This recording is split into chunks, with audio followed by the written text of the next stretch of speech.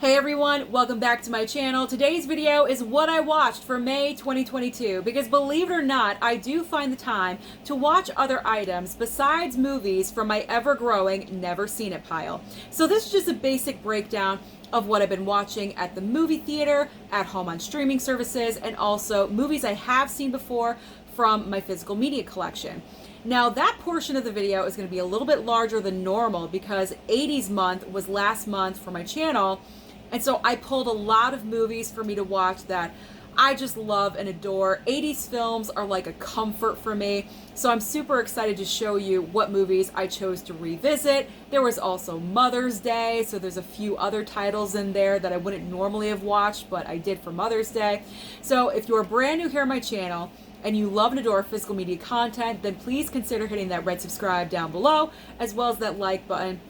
But also, most importantly, that notification bell so you don't miss anything in the future. So let's get started with what did I watch at movie theaters. Only 2 movies, but I do have to say both of them were an experience. Now the first film, obviously, Doctor Strange in the Multiverse of Madness. Your girl here, if you're brand new, is a big Marvel fan. So I've been looking forward to Doctor Strange 2 for an extremely long time. Now I was preparing myself because I knew this film was going to be different. It was not going to be a cookie cutter MCU film just like the rest, not with Sam Raimi directing, certainly no. So I went and I embraced what I saw. It was not the best MCU film, I will say that. There were a lot of parts that I really enjoyed, but there were some things that I would have altered and would have made just a little bit different. But overall, I enjoyed my theater experience with this film, and the performances by Benedict Cumberbatch and also, in particular, Elizabeth Olsen, absolutely amazing. Elizabeth Olsen stole the show for me. She really, really showed off what she can do and also what she's capable of as an actress. And I really, really enjoyed her performance in this film. Now, it's a shame I'm not going to be able to see it again in theaters, but no worries. It's going to be on Disney Plus on June 22nd. So the second film that I saw on Memorial Day with my parents, with Mama and Daddy Blu-ray, Top Gun Maverick.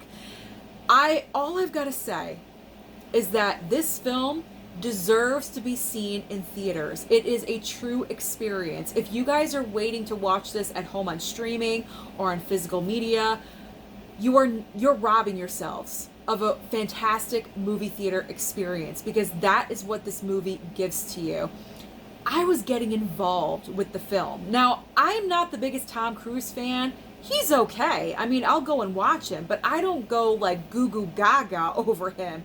But this movie was absolutely incredible. The flight scenes were fantastic.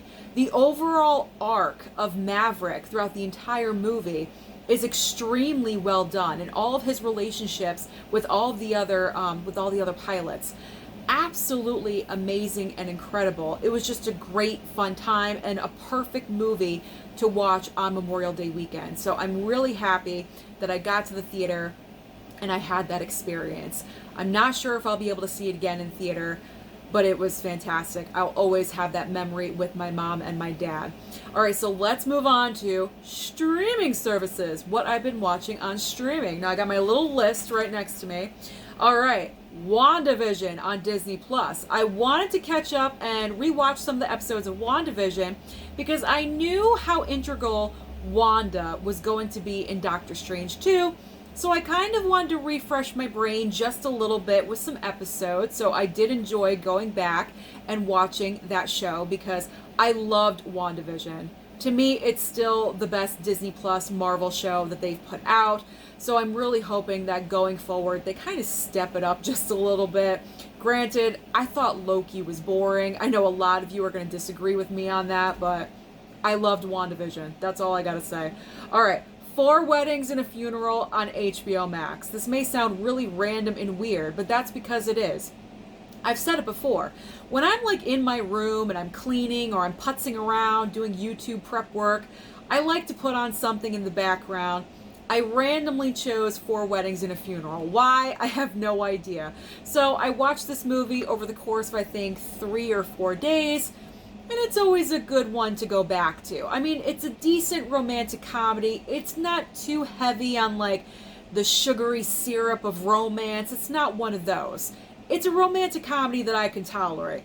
Hugh Grant is great in this movie. Andy McDowell kind of gets on my nerves just a little bit, but by the end of it, when they do end up together, it's nice. Spoiler alert, but the movie's been out since the mid-90s, so catch up. Alright, don't mean to sound harsh. Chip and Dale Rescue Rangers on Disney Plus. I adored this movie. I did not know how I was going to feel about it. I really didn't. I thought it was going to be hokey. It's going to be weird. Why are they messing with Chip and Dale? Because I remember Chip and Dale when I was younger. I never watched the Chip and Dale Rescue Rangers cartoon show. I never did. I never got into that.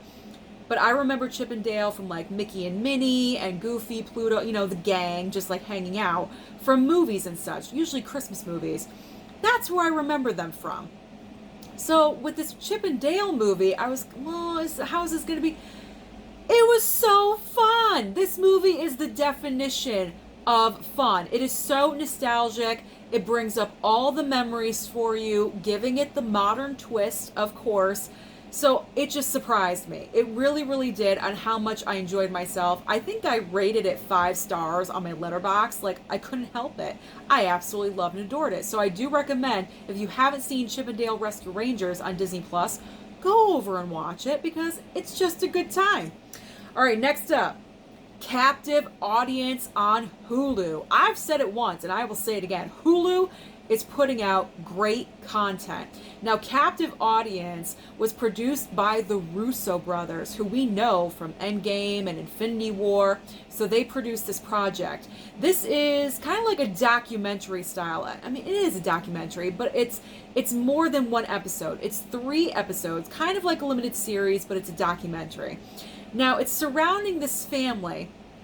Who remembers from the 80s a boy that was kidnapped named Steven Stainer? He was kidnapped when he was 7 years old. He was actually brought back. He escaped when he was 14, 7 years later. Usually that never happens. He escaped from his captor, was reunited with his family, and this like limited series is all about following that story of what happened to him, what happened when he came home to his family, how they dealt with everything, but then also a twist in the story, which I did not know about. His brother ended up being a serial killer. Like, this docuseries is crazy. It'll blow your mind. It has very nice interviews, respectful interviews with members of the family, the mother. It's an absolutely amazing piece of work that I watched. So I do highly recommend Captive Audience as well, especially if you do remember this case. If you're as old as I am, then you will remember the story. They actually did a mini-series when mini-series were a thing back in the 80s. I Know My First Name is Steven. This is the story that mini-series is based on. So I do recommend watching that over on Hulu. Let's move on to another Hulu property, Candy. Candy with Jessica Biel. Jessica Biel is picking very nice projects lately. I'm impressed with what she's been putting out. Now, Candy is based on true events as well. Candy decided it was going to be a good idea to chop up one of her friends with an axe and kind of just leave the scene. And of course there's a trial and the outcome. It is 5 episodes. It kept my attention the entire time. I was kind of engrossed in the entire run of the series of Candy. And bonus, I did not realize her husband, Justin Timberlake, shows up in a little cameo, which I had no clue that he was going to be in this series. So that was a nice surprise as well. But if you are into true crime documentaries and docuseries, then the last 2 items I mentioned, Captive Audience and Candy, they are right up your alley. I really enjoyed watching Candy. It's only 5 episodes. It goes by very quickly. And the last item on streaming, you know, I always have to watch a little bit of trash. It's Jersey Shore. Okay, I know I'm gonna hear it from a lot of you guys, but For some reason, when it gets to be around Memorial Day, the beginning of June, I always gravitate towards Jersey Shore for some reason, because they go to the shore in the summer. You know, it kind of like coincides. I love a theme. What can I say? So that's the trash that I've chosen to watch, Jersey Shore. And I'm going to continue to finish the entire run of it. I am, because I am committed. All right. So now let's get to the items that I have seen before, but I watched again. Now this first one is very partial to me because it is my favorite movie of all time. We lost Ray Liotta. I had to watch Goodfellas. Don't mind the fingerprints on my steelbook. I had to watch Goodfellas. I was devastated the day that I heard Ray Liotta passed away. Without a doubt, I knew I had to put in Goodfellas that night. It's been a while since I watched it, so I'm really happy that I got the time to sit down and rewatch it and appreciate his performance. He's absolutely amazing in this film. It's one of the big reasons why I love this movie so much, so I had to put in Goodfellas. I had to. To honor Ray, I had to do so. All right, let's get to the 80s now. Howard the Duck, man. It's a bad movie, but it's so good at the same time. It's a cheesy watch. It's a guilty pleasure watch, is what it is. It's a guilty pleasure. Mama Blu-ray's first experience with Heathers. This is a very dark cult comedy. It's either you get it or you don't. I've said this before here on the channel when I have talked about this movie. I understand this film. I think my mom did too, and I believe that she enjoyed it. So going back and watching this one was, it's always a good time, and it was fun. I love Heathers. All right, in honor of Johnny Depp with what he was going through, I had to put in A Nightmare on Elm Street. I wanted a little bit of horror, so I figured why not watch a little bit of horror, honor Johnny Depp at the same time. We'll watch Nightmare on Elm Street. So that was great fun. The Back to the Future Trilogy 4K Steelbook set. Whew, that was a mouthful. When you think of 80s movies, this one automatically comes to mind without a doubt. It is probably the best trilogy of all time. One of the best trilogies of all time. It's iconic. It's classic. It will never be redone because they said we will never redo Back to the Future. It doesn't need to. It's a classic film, and that's where it should stay. So watching all three of the Back to the Futures with mom and dad, that was fun. A lot of fun to revisit. All right, we had Mother's Day, so mom and I watched two mother-focused films. Serial Mom. Now, this is not from the 80s. This is from the 90s, so this is where I cheated just a little bit. But I had to. I haven't watched this one since I bought it. Serial Mom is an iconic John Waters film. It is so hilarious. I love Kathleen Turner in this part. She's absolutely amazing. It's just so crazy. It's just so crazy and so outlandish. It makes me laugh every time. And then the mother of all mothers. It's Friday the 13th. You have to. I mean, Mrs. Voorhees, happy Mother's Day. I mean, come on. Literally, she killed for her kid. The definition of a mother. Let's move on to more 80s titles. Fast Times at Ridgemont High, Criterion. My first time watching the Criterion. Obviously, I've seen this movie so many times. It's one of my recommendations for you for a baseline of you're just beginning your Blu-ray collection.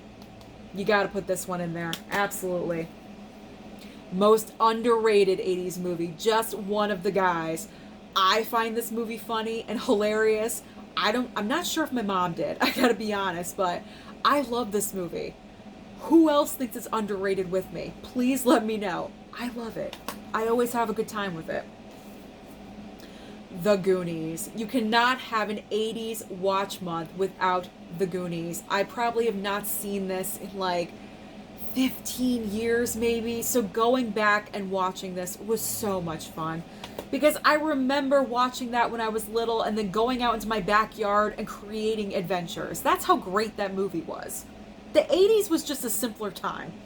Okay, so how can you not have the 80s without John Hughes movies? Let's be honest. So, Breakfast Club, yes indeed, absolutely. The definition of 80s films.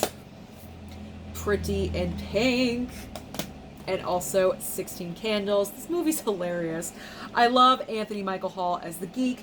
And then also Yes, I forgot. Written by John Hughes, Mr. Mom as well. Michael Keaton is so great in this movie.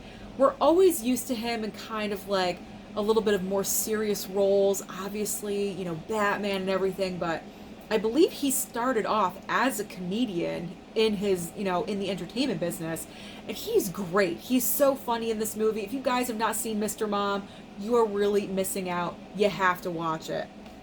Pick it up and watch it. All right, guys. It's Mannequin. Who remembers Mannequin? Andrew McCarthy was every girl's dream in the 1980s. I remember I had a crush on him at one point. I thought he was so cute. Kim Cattrall plays the Mannequin. This is one of those cheesy, guilty pleasure movies to like the 100th degree. It is so outlandish and so nonsensical, but you love it. You can't help but love it, and it is one of those movies that does trigger memories for me, and I'm glad I picked it up. And finally, you can't have 80s without the Ghostbusters. I mean, come on. It's one of the best comedies of all time, one of the best all-star casts of all time. You have Bill Murray, Dan Aykroyd, Harold Ramis, Ernie Hudson, and Sigourney Weaver. I mean, come on. And Rick Moranis. Annie Potts as well. I told you, this cast is stacked.